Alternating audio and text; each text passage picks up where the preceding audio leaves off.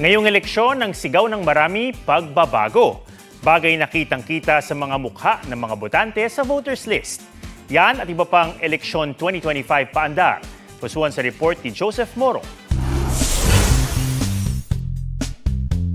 Kasabay ng dagsa ng mga botante sa mga paaralang ginawang voting centers, naging feeling studio sila habang nasa pila nang biglang talagang dumating si Miss Ma'am. Buti na lamang class dismiss agad.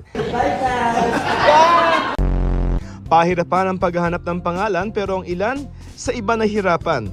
Nahirapang tanggapin ang kanilang pagmumuka sa mga nakapaskil nilang larawan. Hindi na plakado.